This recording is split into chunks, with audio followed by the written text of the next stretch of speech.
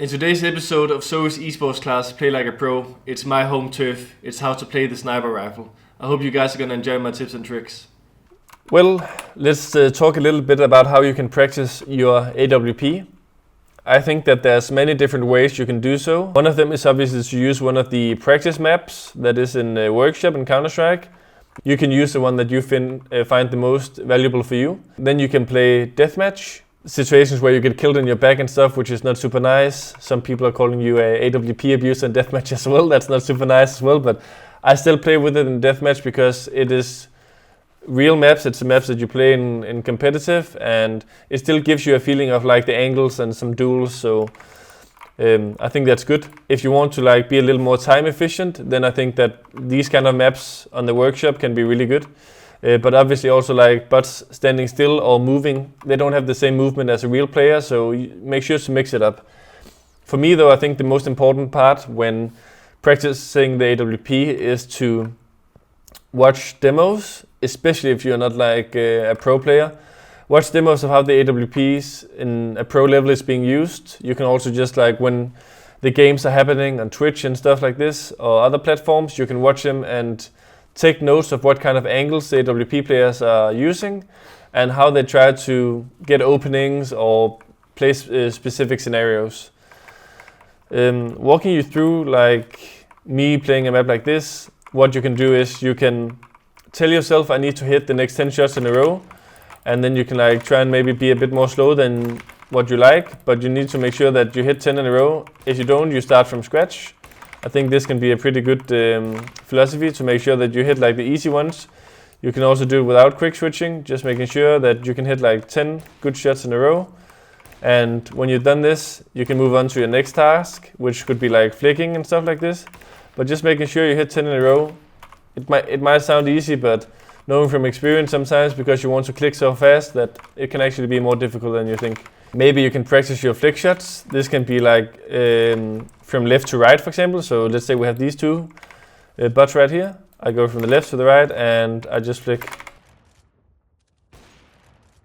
For me, the part about flicking is also that it's if you end up in situations where you have to flick too much, for me it's also because you are putting yourself in positions that you maybe shouldn't.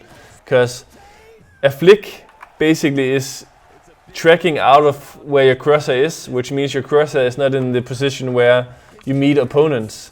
So if you're more clever, you probably need to do less flicks because you're expecting the movement of your opponents coming around a corner and you're not like looking the wrong way. Yeah. So flicking is good, but it should more be like a tool to save you from crazy scenarios and stuff like this, more than it should be something you should do at every kill.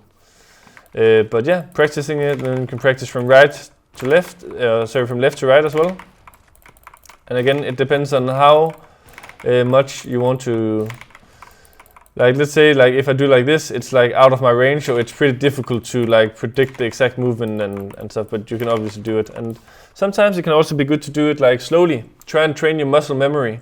Your muscle memory can be like, okay, just see, you don't have to shoot, you just have to try and move it and see, okay, can I hit this target? Like practice it from your head. Okay, when would I have to press? I'm sure you guys can do that with some practice. One of the other part is like quick scoping, right? Like shooting as soon as your scope comes up, and you can see here, there's not much more to it than practice it. There's always going to be an element of randomness in the quick scoping, but I think it's also still about like feeling comfortable, you know? And if you've done this like a lot in practice, then surely you can do it in more important manners as well.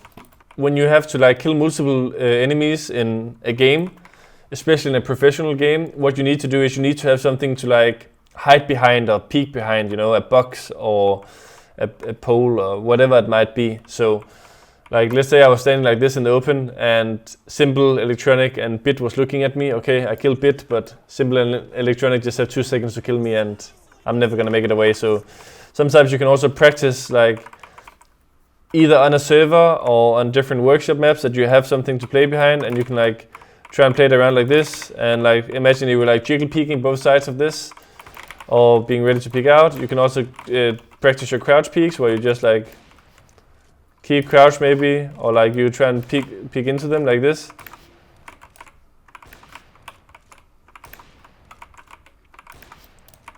To get a more like natural flow of the game.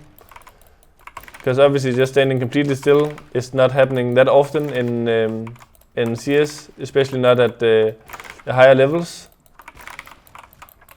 So you can like try and practice like peeking into them as well. And I'm sure on a lot of the maps you can make them move as well if you want to have like extra. Hello guys, I'm gonna break down a round where I had some impact with the AWP.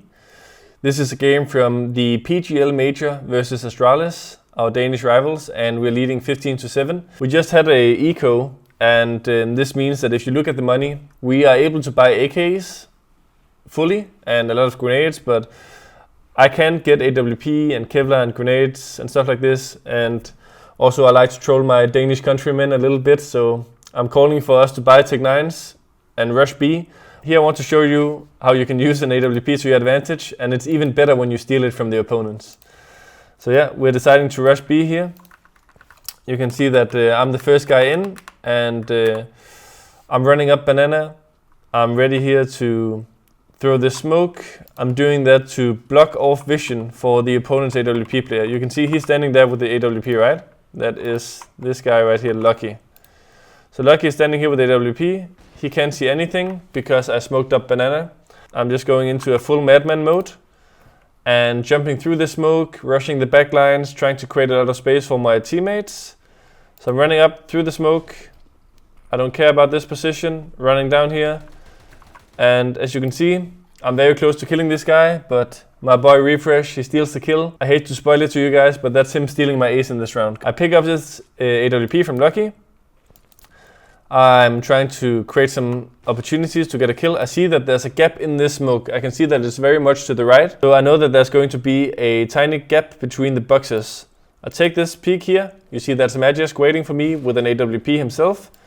But I'm faster than him. I get this kill. I'm now in a pretty awkward position, and I can see that they're just pushing me. They're coming forward. I get completely blind. I try to get into this copy for some safety. And then I peek out, kill Glaive. Waiting for the next one. No, he's under time pressure, pushes through, that's the pre. I could go for the combat AWP, guys, but I'm gonna go to what kind of enabled us in this round, which was the Tech9s. I'm thinking that I'm going for the ace here, right? Because I didn't know that Refresh stole my first kill. So I'm saying, boys, let me get the ace. Let me finish this game with an ace. I pull out the Tech9. I catch Zipex, who's alone against 4 players and has no chance. And that's how to win a game at the Major. This was a run through of how to play the AWP, the way that I like it. Make sure to, as an AWP player, you always need to stay dynamic and unpredictable. So this means that you can't just be very aggressive every round or very passive every round. You need to find the balance, go for the low risk, high reward kind of openings. And if this is not getting you any kills, you can try and search a little more and go out of your comfort zone and be a little more risky.